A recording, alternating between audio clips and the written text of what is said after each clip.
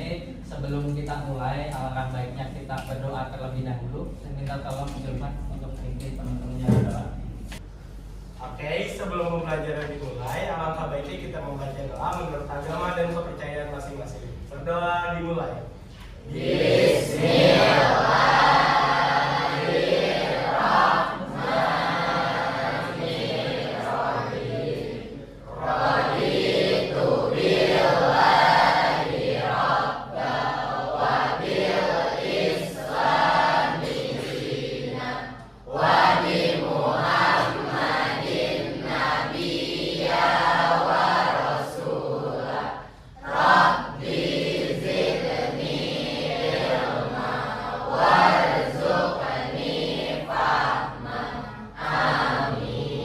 Memberi salam.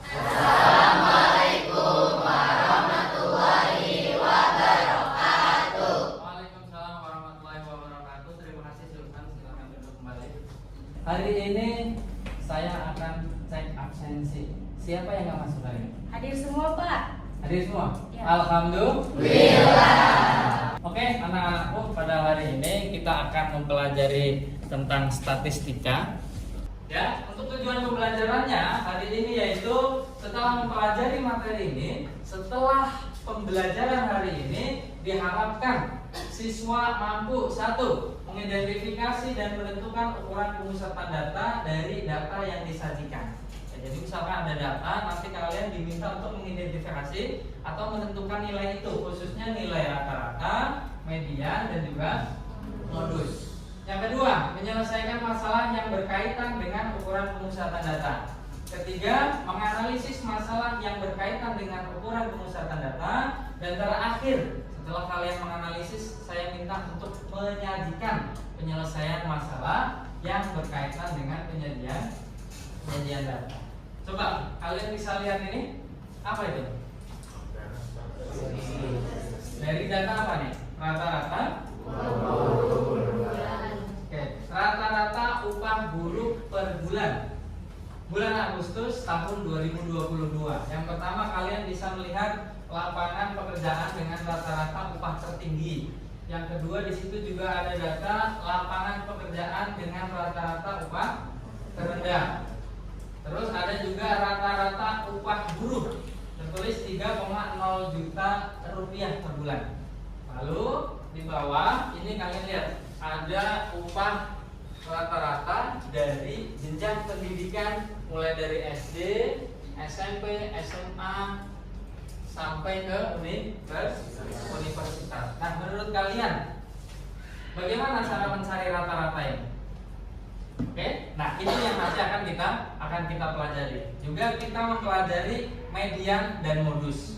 Ya, di jenjang sebelumnya mungkin SMP kalian sudah mempelajari itu. Apa yang ada yang sudah mengetahui apa itu median dan modus? Saya, Pak. Oke, apa ya? Median nilai tengah, sedangkan modus nilai yang sering muncul. Oke, tepuk tangan. Jadi median itu nilai tengah, modus adalah nilai yang paling sering muncul. Nah, misalkan saya ada pertanyaan seperti ini. Rata-rata pendapatan upah tertinggi itu dari rata-ratanya misalkan 3,0 juta rupiah. Tapi kemudian kebanyakan yang upahnya paling tinggi adalah lulusan dari universitas. Kira-kira antara rata-rata dan kebanyakan itu sama atau beda? Mirip. Oke, ada yang sama, ada yang beda. Ada yang bilang mirip. Nah, jadi kesimpulannya antara rata-rata dan kebanyakan adalah beda. Kalau rata-rata itu dari keseluruhan, kalau kebanyakan itu yang disebut sebagai modus yang disampaikan oleh Ataya tadi. Oke ya? Nah, jadi untuk mempelajari atau membaca data seperti ini, kita perlu mempelajari tentang statistika. Nah, oke ya? Oke, jadi untuk lebih lanjut kita akan mempelajari tentang ini, tapi sebelumnya saya akan membagi siswa ke dalam beberapa kelompok. Ya, untuk kelompoknya sesuai dengan kelompok yang sudah ada. Saya hitung mundur mulai dari 10 sampai ke 1 harus sudah selesai membentuk kelompok dan memposisikan dirinya. Oke, dimulai dari sekarang. 10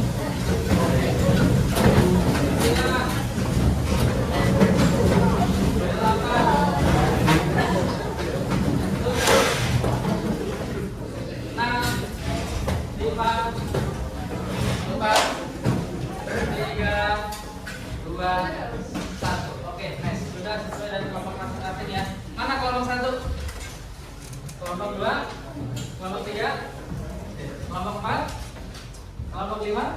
Kelompok 6. Oke. Thank you. Jadi ada 6 kelompok ya. Ada 6 kelompok yang akan saya berikan LKPD. Nah, tapi seperti biasa, sebelum saya memberikan LKPD, kalian harus yel-yel terlebih dahulu. Sudah menyiapkan yel-yelnya belum? Sudah ya? Oke. Kita mulai dari kelompok 1 dulu. Yang lain coba perhatikan. Oke, kelompok 1 sebelum saya kasih LKPD, yel-yel dulu. Gimana yel-yelnya?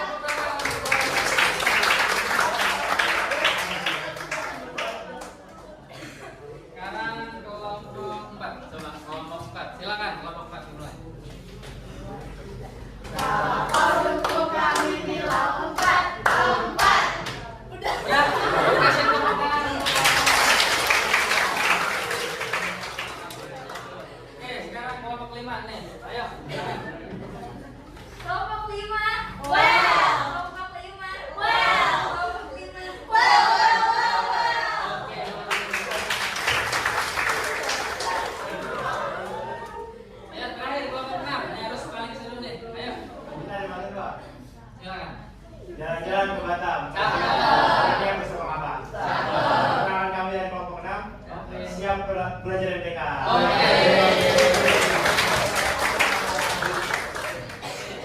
Semuanya sudah mendapatkan LKPD?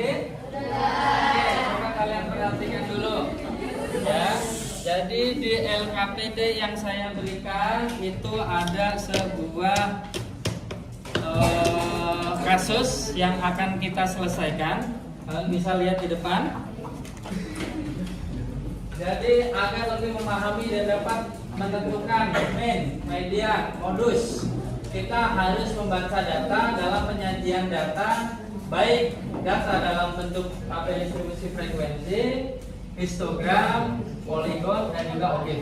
Oke, diberikan sebuah penyajian data dalam bentuk histogram. Oke, kemarin kalian sudah mempelajari ini?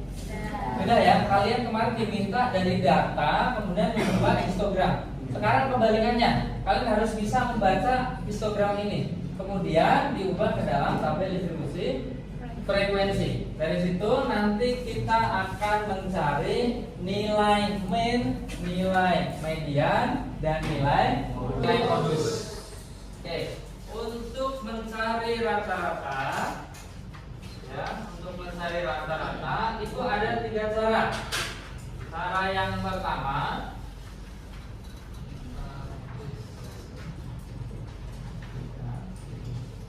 untuk ukuran pemusatan data. Yang pertama mencari mean atau rata.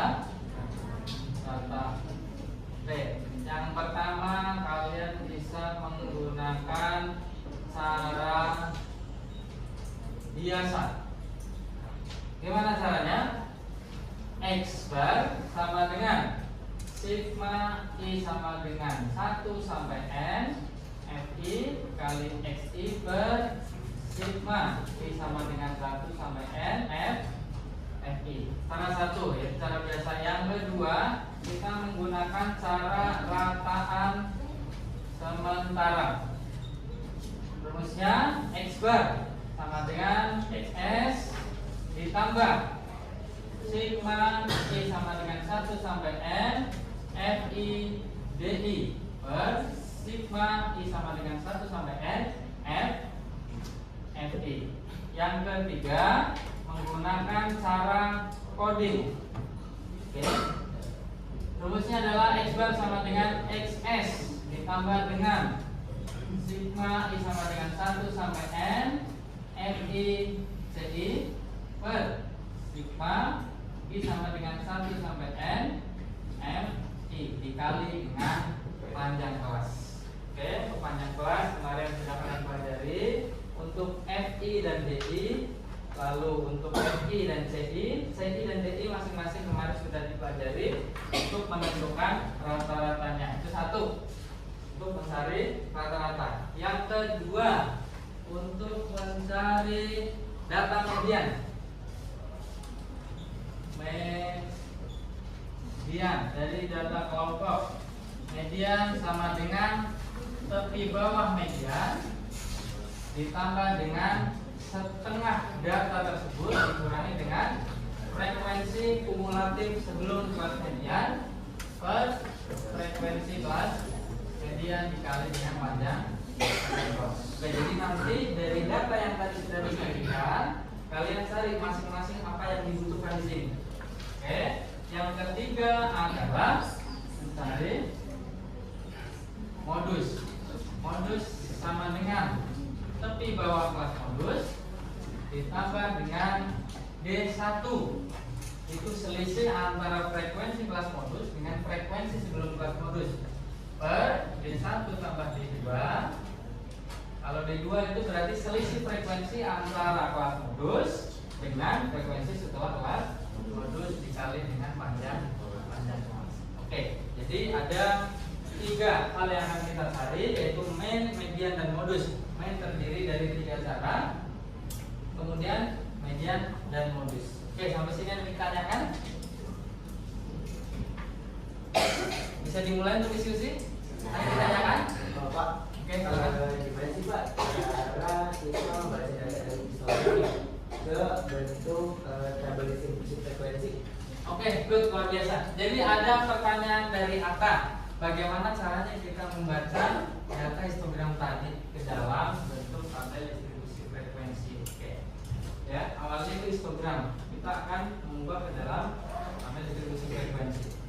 Oke, jadi ini saya buat dulu di sini tulisannya untuk tabel distribusi frekuensi. Ini kita mulai nilainya dan frekuensinya. Coba kalian lihat untuk histogram ini kita kemarin menggunakan apa? Tepi bawah kelas pertamanya adalah 2,5. Berarti batas bawahnya berapa? 2,5 ditambah 0,5 yaitu 3. Berarti 3 sampai tepi atasnya berapa itu? Kelas pertama 5,5. Berarti batas atasnya berapa? 5. Oke, frekuensinya berapa? Kita lihat tinggi batang itu berapa? Ada 2. Oke, jadi frekuensi itu dilihat dari tingginya batang tersebut. Oke ya. Oke. Nah, kemudian selanjutnya kita sesuaikan lagi untuk kelas kedua itu mulai dari 5,5 tepi bawahnya, berarti batas bawahnya berapa? 6 sampai batas atasnya 8. Nah, dari sini sebenarnya kita sudah tahu bahwa berapa panjang kelasnya nih? 3 sampai 5 ada berapa angka? 3 sampai 5. Jadi 3, 4, 5. Berarti panjang kelasnya 3. Kalau kita sudah tahu panjang kelasnya 3, kita bisa melanjutkan semuanya masing-masing panjang kelasnya 3. Berarti 9 sampai 11, 12 sampai 14, 15 sampai 17. Oke, berarti ada berapa batang itu? 1, 2, 3, 4, 5. Berarti kelasnya ada 5 ya? 1, 2, 3, 4, 5. Sekarang kita lihat frekuensinya. Untuk kelas kedua frekuensinya berapa? 7. Kelas ketiga? 12. Kelas keempat? 6. Kelas ke-5? 3. Oke, maka jadilah untuk tabel distribusi frekuensinya seperti ini. Dan selanjutnya nanti kalian lanjutkan cari mean, median, Ada lagi ditanyakan? Tidak ada? Oke, kalau tidak ada, saya kira silakan kalian mulai untuk berdiskusi. Silakan.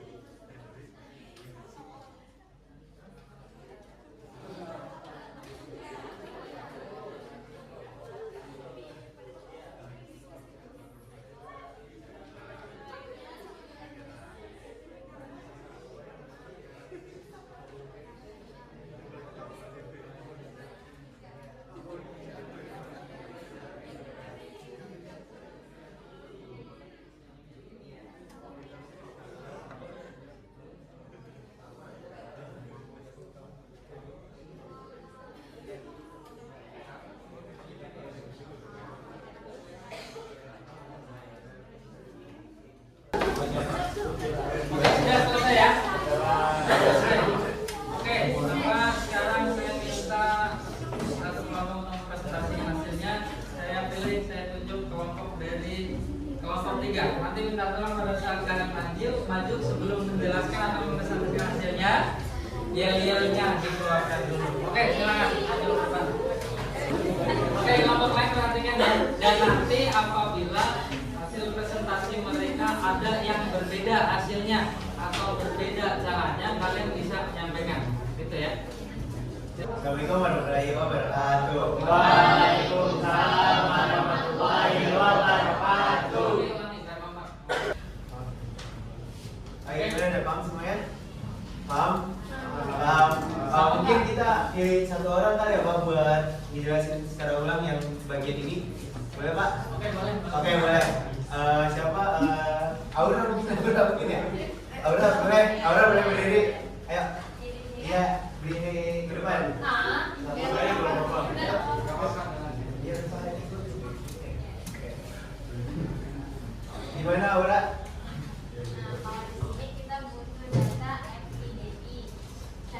Suaranya di kolomnya diperbesar lagi kolomnya. Untuk mencari DI itu sebelumnya kita harus cari DI-nya dulu. Gimana cari DI-nya itu? Di sini ada rumusnya itu X kurang S. Nah, X-nya itu dari awal sama jadi tekanan sementara. Jadi dikurang 7 min 3, 7 dikurang 7 0, 10 dikurang 3, 13 dikurang 7 6, 16 dikurang 7 9. Kalau udah ketemu semuanya, ini dikali sama F yang ini. 2 dikali min 3 min 6, 7 dikali 0 0, 12 dikali 3 36, 6 dikali 6 36, 3 dikali 9 27. Dijumlahin semuanya, hasilnya 93, baru dimasukin ke rumus FIDI per FI. Semuanya oh iya, XS dikali FIDI per FI. XS nya ditulis 7, habis itu ditambah yang jumlahnya semuanya jadi 93. 93 dibagi 30 jumlahnya FI. Hasilnya 10,5. Oke, tepuk tangan untuk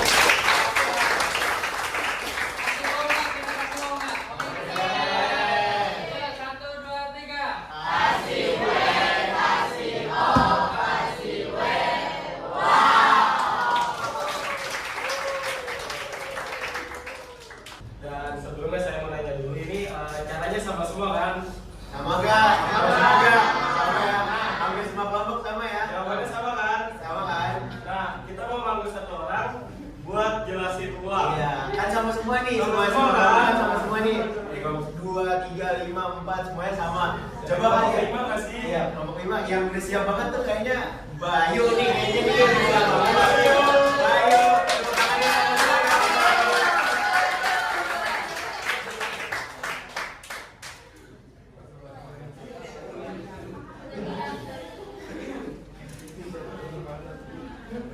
Gimana Bay? Buat caranya nih, yang cara coding.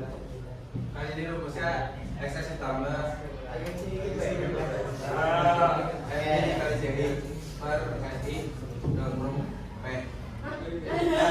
Ya ini saya Itu apa, Bay? itu panjang kelas.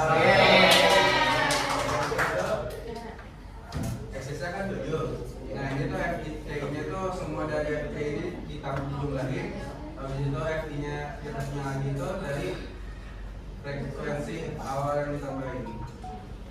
Terus panjang kelasnya 3. Iya. Lalu dijumlahin, di situ dibagi 31 per 30 hasilnya 3,01. Jadi 7 ditambah 3,01 sama dengan 10,1.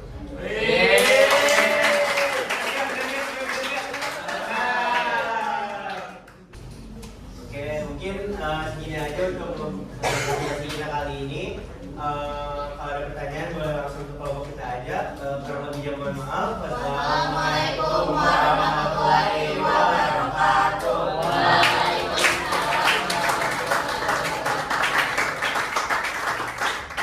ada yang bisa menyimpulkan apa yang sudah kita pelajari hari ini? Ya, silakan Mas. Hari ini kita mempelajari tentang median sama modus dari data kelompok. Habis itu menentukan rata-ratanya menggunakan 3 cara, yaitu cara biasa, cara rataan, sama cara coding. Oke, tepuk tangan untuk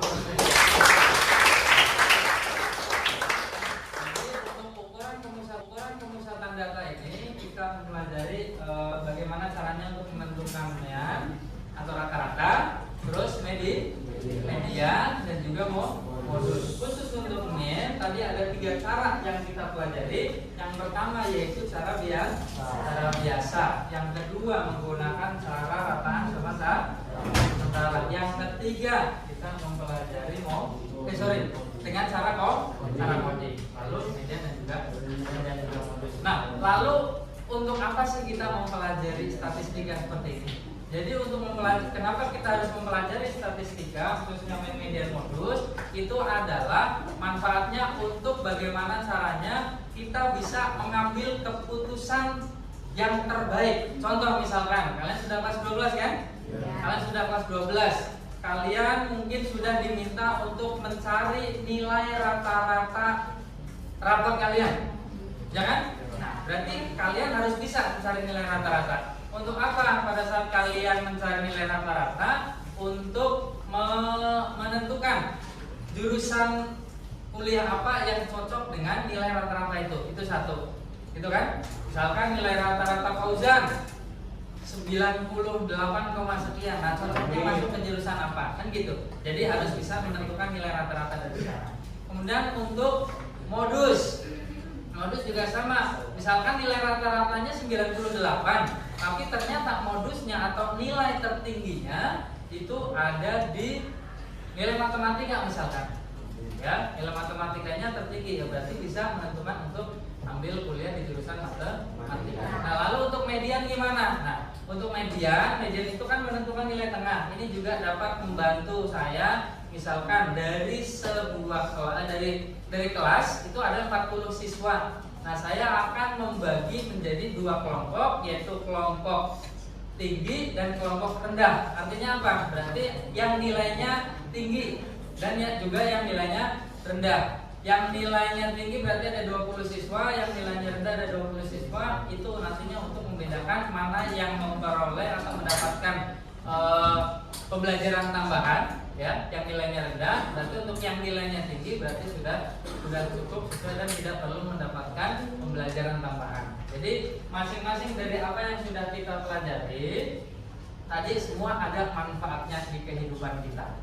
Ya, di awal juga sudah saya tunjukkan bahwa nilai atau upah rata-rata tertinggi, ya, itu dilihat dari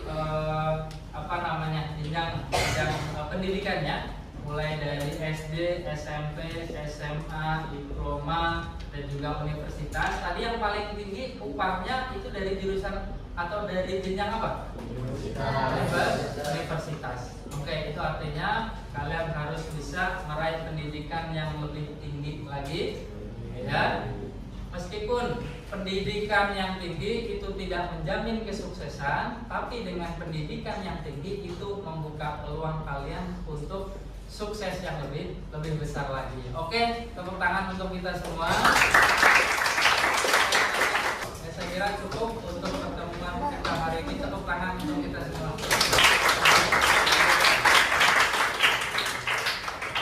Terima kasih, saya kira cukup. Wabillahi taufiq wal hidayah. Assalamualaikum warahmatullahi wabarakatuh.